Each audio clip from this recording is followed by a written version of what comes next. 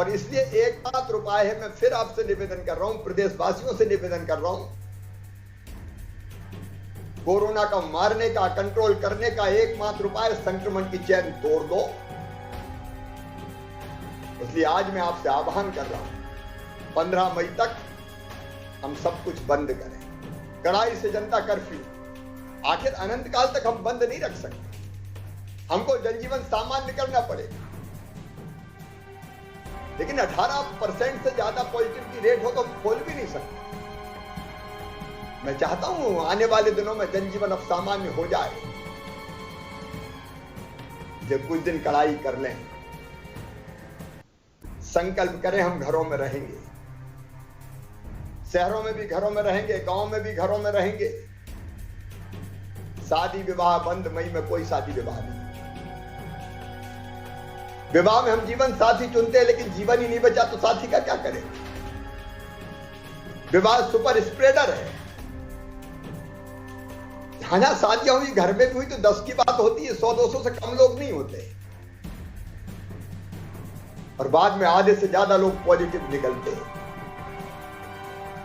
कि ऐसी शादी जो अपने जीवन को संकट में डाल दें, अपनों को संकट में डाल दें, क्या ऐसी शादी करने का कोई औचित्य है? मैं जनप्रतिनिधि साथियों से आग्रह करना चाहूंगा, वो आम सहमति बनाए, अब मई में कोई शादी नहीं होगी, जून में मुहूर्त तो फिर कर लेंगे, और जो शादियां होंगी वर्चुअल में भी जुड़ के बधाई दे दूंगा। लेकिन अभी हमको रोकना है। ये संकट उठावने जैसे कार्यक्रम आज की परिस्थितियों में हमको इजाजत नहीं देते, ऐसे कार्यक्रम हम करें। सावधानी जरूरी है, बाकी किसी तरह के कार्यक्रमों का तो सवाल ही पैदा नहीं होता। अलग अलग जिला अपनी परिस्थितियों पर विचार करके और कैसे भीड़ कम की जा सकती है, इस पर स्थानीय स्तर पर फैसले लेना पड़ेगा हमको, अपनों के लिए, अपनी जनता के लिए। मैं तो कहता हूं कुछ दिन लोग नाराज होंगे, लेकिन बच जाएंगे तो माफी मांग के प्रसन्न कर लेंगे उनको। लेकिन रोज असमय काल कलवित होते हुए लोगों को देखना बहुत कठिन काम है। रिकवरी अगर हम देखें तो अब आज मैं देख रहा था 85.13% हो गई है। ये 30 अप्रैल को 82% थी। तो स्वस्थ होने की दर भी बढ़ रही है, और ये आपके सहयोग का परिणाम है। अगर ये कोरोना कर्फ्यू हमने लागू ना किया होता तो आप दूसरे प्रदेशों में देख रहे हैं, एक दिन में 30,000, 40,000, 50,000, 60,000 केस रोज आ रहे हैं। मैं कोई तुलना नहीं कर रहा, वो भी हमारे अपने, हम सब भारत मां के लाल, भेदभाव का कहां सवाल। लेकिन आपके सहयोग के कारण एक हद तक हम लोग सफल हो पाए, लेकिन लंबा सफर अभी बाकी। अगर जरा भी ढिलाई की तो फिर हम बड़े संकट में फंस जाएंगे, और अभी भी काफी काम करने की जरूरत है। इसलिए आज मैंने आपको बुलाया है।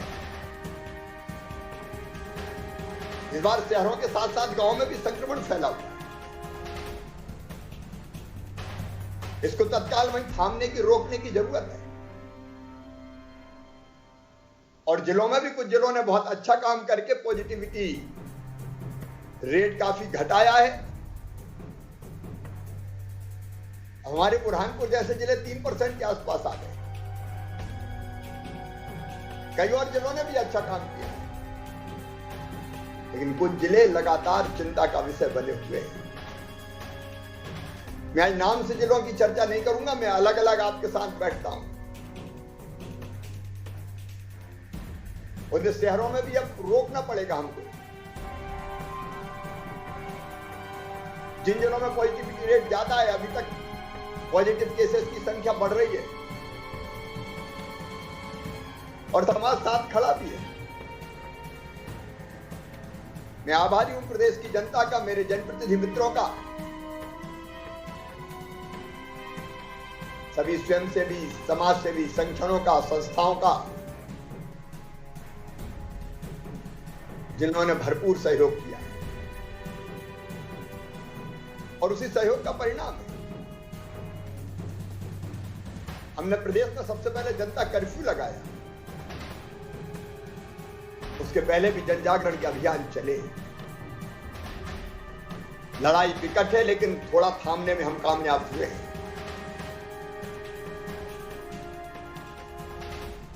हम जानते हैं कि अप्रैल के महीने में 21 अप्रैल तक मध्य प्रदेश का नंबर संक्रमित राज्यों में 7वां हुआ करता था, 6वां या 7वां। ये आपके सहयोग का परिणाम है कि हम आज 14वें नंबर पर हैं। एक्टिव केसेस में भी बड़े राज्यों में हम सबसे पीछे हैं। पॉजिटिविटी रेट लगातार हमारा गिरता जा रहा है। ये 25% तक पहुंच गई थी बढ़ते बढ़ते, अब घट के हम 18.5% के आसपास आए।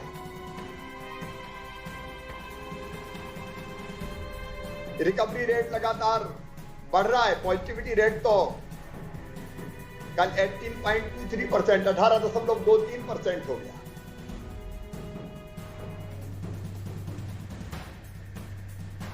बढ़ते हुए केसों की, पॉजिटिव केसेस की संख्या थम गई है। 12,000 के आसपास केस हमारे यहाँ पॉजिटिव रोज आ रहे हैं, जबकि टेस्ट हम लगातार बढ़ाते जा रहे हैं।